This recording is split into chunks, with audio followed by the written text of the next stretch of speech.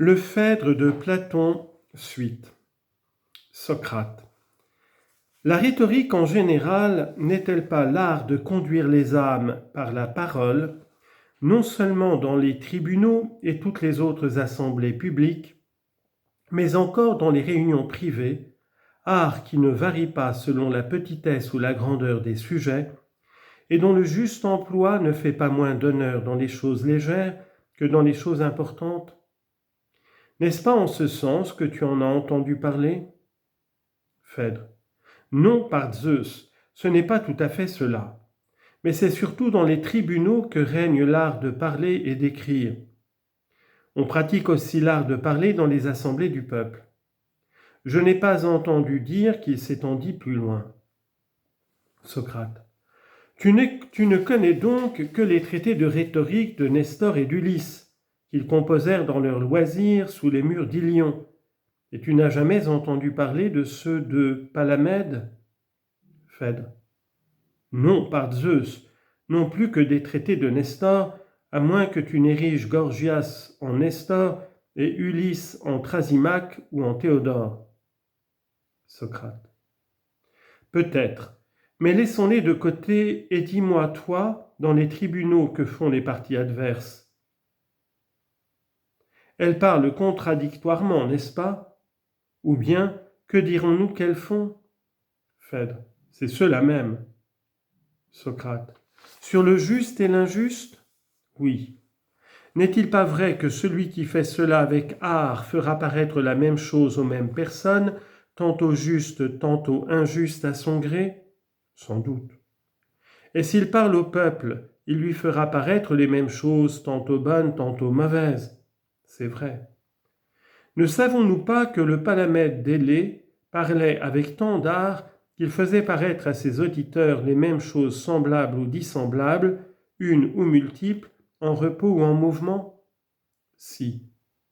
Ce n'est donc pas seulement dans les tribunaux et à l'assemblée du peuple que s'applique l'art de la controverse. Mais il y a, semble-t-il, un art unique qui s'applique à tout ce qu'on dit, et cet art, s'il existe réellement, rend capable d'assimiler tout à tout dans tous les cas et aux yeux de toutes les personnes possibles. Et lorsqu'un autre en fait autant, de faire éclater aux yeux sa supercherie. Que veux-tu dire par là? Suis mon raisonnement. Je crois qu'il éclaircira la question. Est-il plus facile de faire illusion dans les choses très différentes ou dans les choses peu différentes? Dans les choses peu différentes. Si tu veux changer de côté sans qu'on s'en aperçoive, n'y arriveras-tu pas mieux en te déplaçant à petits pas qu'à grands pas? Sans contredit.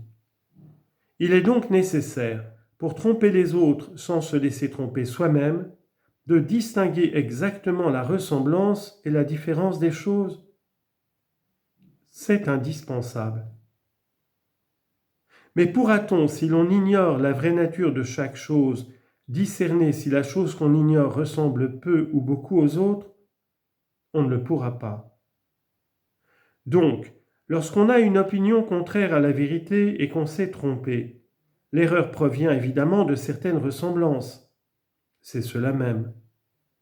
Est-il possible qu'on ait l'art de faire passer insensiblement les autres de ressemblance en ressemblance et de les amener dans tous les cas de la vérité à son contraire et d'éviter soi-même une telle erreur si l'on ignore l'essence de chaque chose? Jamais. Ainsi, mon camarade, l'art des discours, quand on ignore la vérité et qu'on ne s'attache qu'à l'opinion, n'est, ce semble, qu'un art ridicule et sans valeur. C'est à croire. Eh bien, dans le discours de Lysias que tu tiens à la main et dans ceux que j'ai prononcés, veux-tu que nous cherchions quelques exemples de choses qui, selon moi, sont étrangères ou conformes à l'art? Très volontiers, car à présent la discussion est en quelque sorte nue, faute d'exemples appropriés. C'est vraiment un heureux hasard, semble-t-il, qui nous a fait prononcer deux discours propres à montrer par des exemples comment l'homme qui connaît le vrai fait, en se jouant de la parole, prend le change à ceux qui l'écoutent. Pour moi, Phèdre, je rapporte cette chose au Dieu de cet endroit. Peut-être aussi ces interprètes des muses qui chantent sur nos têtes nous ont-elles soufflé cette heureuse inspiration. Car pour ma part, je suis étranger à tout art oratoire. Je veux bien le croire puisque tu le dis, mais explique ce que tu veux dire. Eh bien, lis-moi le commencement du discours de Lysias. Tu connais mes sentiments. J'estime, je t'ai dit qu'il est de notre intérêt à tous deux que tu écoutes mes propositions, et je soutiens qu'il n'est pas juste de me refuser ce que je demande par la raison que je ne suis pas ton amant, car les amants regrettent... Point de suspension. Arrête. Il faut expliquer en quoi Lysias est fautif et manque d'art, n'est-il pas vrai? Si. N'est-il pas évident que tout le monde, que sur les matières comme celles que nous débattons, nous sommes tantôt d'accord, tantôt en désaccord? Je crois le comprendre. Cependant, explique-toi plus clairement. Quand on prononce le mot de fer ou d'argent, n'en avons-nous pas tous la même idée? Assurément. Mais si l'on prononce le mot de juste ou de bon, les avis ne se partagent-ils pas, et ne sommes-nous pas en désaccord les uns avec les autres et avec nous-mêmes? C'est vrai. Il y a donc des choses où nous sommes d'accord, d'autres où nous ne le sommes pas? Oui. Maintenant, de quel côté est-on le plus facile à tromper, et dans quel sujet la rhétorique a-t-elle le plus de pouvoir? Évidemment dans ceux où l'opinion est flottante. Il faut donc, pour aborder l'art oratoire, distinguer d'abord méthodiquement ces sujets et saisir le caractère des deux espèces, celle où l'opinion de la foule est forcément flottante et celle où elle ne l'est pas. Il est certain, Socrate, que saisir ce caractère serait une observation précieuse. Il faut ensuite, selon moi, en abordant un sujet, ne pas s'y jeter à l'aveugle, mais distinguer nettement à laquelle des deux espèces il appartient. Sans doute. Et l'amour? Le rangerons-nous parmi les matières à dispute ou non? Sans nul doute parmi les matières à dispute. Autrement, penses-tu que tu aurais pu en dire ce que tu en as dit tout à l'heure, qu'il était un mal pour l'aimer et pour l'amant, puis au rebours qu'il était le plus grand des biens?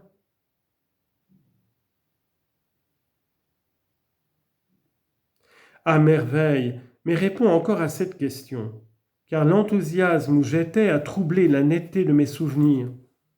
Est-ce que j'ai défini l'amour en commençant mon discours? Oui, par Zeus, et merveilleusement. Oh, oh, c'est dire que les nymphes de l'Archélaüs et Pan, fils d'Hermès, sont bien supérieures à Lysias, fils de Céphale, dans l'art des discours. Ou bien me trompais-je, et Lysias, en commençant à parler de l'amour, nous en a-t-il fait accepter la définition qu'il voulait, et y a-t-il rapporté toute la suite et la conclusion du discours qu'il a composé? Veux-tu que nous en relisions le début? Si tu veux, mais tu n'y trouveras pas ce que tu cherches. Lis, je désire entendre l'auteur lui-même.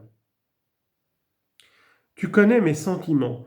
J'estime, je te l'ai dit, qu'il est de notre intérêt à tous deux que tu écoutes mes propositions, et je soutiens qu'il n'est pas juste de me refuser ce que je demande, par la raison que je ne suis pas ton amant.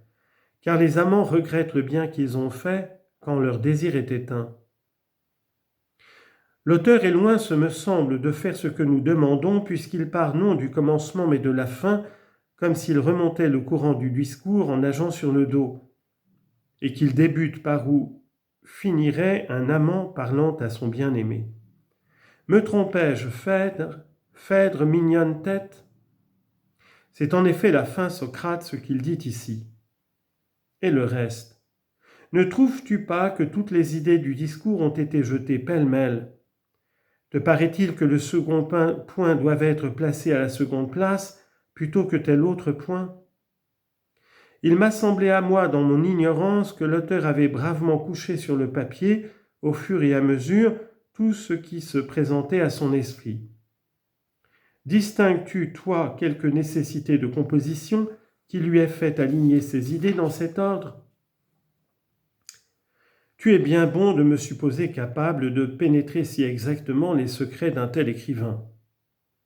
Eh bien, tu avoueras du moins, je pense, qu'un discours doit être constitué comme un être vivant, avec un corps qui lui soit propre, une tête et des pieds, un milieu et des extrémités, toutes parties bien proportionnées entre elles et avec l'ensemble.